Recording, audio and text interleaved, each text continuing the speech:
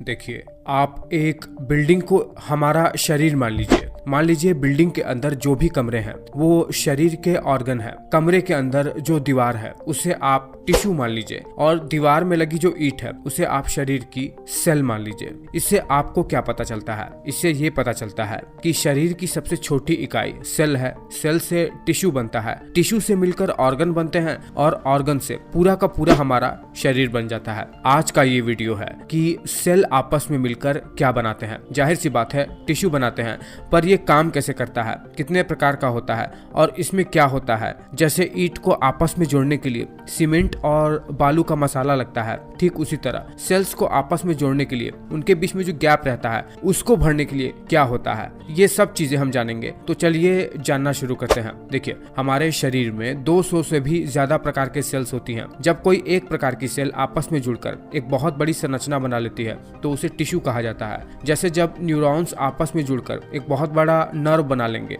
तो उसे nervous tissue कहा जाएगा। एक टिश्यू के अंदर सेल्स के अलावा और भी कई सारी चीजें होती हैं जो टिश्यू को स्ट्रक्चर और फर्मनेस देगी। चलिए टिश्यू के पूरे कंपोनेंट को समझते हैं। देखिए, जब एक टिश्यू में जब कई सारे सेल्स आपस में मिलते हैं तो उस सेल के बीच में थोड़ा सा स्पेस भी रह जाता है जिसे इंटरसेल्यूलर स्पेस कहते हैं। ये जो इंटरसेल्यूलर स्पेस होता है इसमें एक जेल लाइक सब्सटेंस भरा रहता है जिसे एक्स्ट्रा सेल्यूलर मैट्रिक्स कहते हैं। इस एक्स्ट्रा सेल्यूलर मैट्रिक्स में भी कई सारे कंपोनेंट होते हैं, मुख्यतः 3 कंपोनेंट होते हैं इसमें, जो कि इसे वाटरी जेल लाइक बनाते हैं। देखिए, एक टिश्यू में जो एक्स्ट्रा सेल्यूलर मैट्रिक्स है वो 3 कंपोनेंट से मिलकर बना हुआ होता है। पहला होता है स्टेशनरी या माइग्रेटरी सेल्स, दूसरा होता है ग्राउंड सब्सटेंस और तीसरा होता है ये प्रोटीन के फाइबर्स। अब देखिए, एक टिश्यू में या तो सेम टाइप की सेल्स भी हो सकती हैं या मल्टीपल टाइप की सेल्स भी हो सकती है। डिपेंड करता है कि उस टिश्यू का फंक्शन क्या है। जैसे गैस्ट्रो इंटेस्टिनल ट्रैक्ट के अंदरूनी दीवार पर मौजूद एंडोथेलियल टिश्यू में कई सारी सेल्स हो सकती हैं, क्योंकि इसमें कई सारी ऐसी सेल्स हैं जो कि कई तरीके की चीज़ों को सीक्रेट करती हैं या अब्जॉर्ब करती हैं। इसीलिए मल्टीपल टाइप की सेल वाली टिश्यू भी होती हैं और सेम सेल वाली टिश्यू भी होती हैं। उसके बाद जो दूसरा कंपोनेंट होता है एक टिश्यू के एक्स्ट्रा सेलुलर मैट्रिक्स का, वो होता है ग्राउंड सब्सटेंस।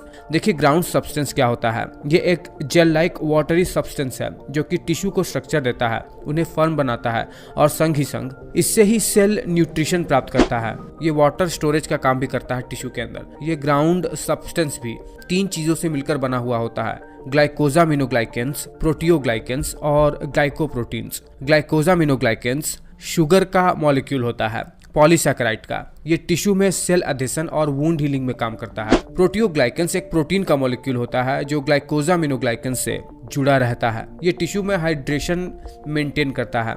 ग्लाइकोप्रोटीन जो कि लिंकर प्रोटीन की तरह होता है ग्लाइकोजामिनोग्लाइकेंस और प्रोटियोग्लाइकेंस को जोड़ने के लिए। तीसरा कंपोनेंट जो एक्स्ट्रा सेलुलर मैट्रिक्स में होता है वो होता है प्रोटीन के फाइबर्स, जैसे कोलेजन, इलास्टिन और रेटिकुलर के फाइबर्स। इन्हें फाइब्रोब्लास्ट नाम का एक स्पेसिफिक सेल रिलीज करता है। ये स्टेबिलिटी, सपोर्ट और इलास्टिसिटी प्रोवाइड कराते हैं एक टिश्यू को। टिश्यू भी हमारे शरीर में 4 प्रकार की हो सकती हैं, यानी इनका classification: connective tissue, epithelial tissue, muscle tissue और नर्वस टिश्यू। पहला जो कनेक्टिव टिश्यू है वो हमारे शरीर में 2 ऑर्गन को जोड़ने का काम करता है, जैसे बोन्स टू बोन्स को जोड़ने का, बोन्स टू मसल को और ऑर्गन टू बोन्स को, या मसल से किसी भी चीज को जोड़ने के लिए। इसका सबसे अच्छा उदाहरण है टेंडन्स, लिगामेंट्स, कार्टिलेज जैसी चीजें। इनमें सबसे महत्वपूर्ण सेल होती है फाइब्रोब्लास्ट। इसके अलावा इम्यून सेल जैसे macrophages, mast cell, plasma cell जैसी चीजें भी इसमें होती हैं। फाइब्रोब्लास्ट इसमें फाइब्रस प्रोटीन को रिलीज करता है, जैसे कोलेजन, इलास्टिन जैसे चीजों को, और ग्राउंड सब्सटेंसेस को भी रिलीज करता है, प्रोटीन और कार्बोहाइड्रेट के मैक्रोमोलिक्यूल्स। दूसरा होता है एपिथेलियल टिश्यू। वो हमारे शरीर के जो हॉलो ऑर्गन होते हैं उनके अंदर की लाइनिंग या जिन ऑर्गन के ऊपर लाइनिंग होती है उसमें यही एपिथेलियल टिश्यू मुख्य रोल प्ले करता है। हर एक एपिथेलियल टिश्यू के नीचे जनरली कनेक्टिव टिश्यू पाया जाता है जो कि बाकी के एक्स्ट्रा सेलुलर मैट्रिक्स को रिलीज कर सकता है। तीसरा टिश्यू जो होता है वो मसल टिश्यू होता है। मसल टिश्यू में मुख्यतः मायोसाइट्स होती हैं जो कि 3 प्रकार के होते हैं: स्केलेटल मसल्स, कार्डियक मसल्स और स्मूथ मसल्स। तीनों पर मैंने वीडियो बना रखा है, आप जरूर देखिएगा। मसल टिश्यू कनेक्टिव टिश्यू के थ्रू बाकी के टिश्यू से जुड़ा रहता है। जाहिर सी बात है कनेक्टिव टिश्यू की वजह से ही इसमें एक्स्ट्रा सेलुलर मैट्रिक्स का कंटेंट भी आता है। चौथे प्रकार का जो टिश्यू है वो है नर्वस टिश्यू, जिसमें मुख्यतः न्यूरॉन और ग्लियल सेल होती है। ये हमारे ब्रेन और नर्व की मुख्य टिश्यू है जो कि इंपल्सेस को एक स्थान से दूसरे स्थान में में भेजने का काम करती है। इसमें रिलीज होने वाला एक्स्ट्रा सेलुलर मैट्रिक्स मुख्यतः न्यूरॉन और एस्ट्रोसाइट द्वारा रिलीज किया जाता है। मैंने इन पर वीडियो बना रखा है, आप चैनल पर जाकर चाहे तो नर्वस टिश्यू को एक्सप्लोर कर सकते हैं। मैं उम्मीद कर रहा हूं कि टिश्यू को मैं जितना संभव हो सका है मुझसे उतना साधारण भाषा में मैं आपको समझा पाने में सक्षम हो पाया हूं। अगर ऐसा है तो आप वीडियो को लाइक कर देना और जो भी मन में आए वो कमेंट करो।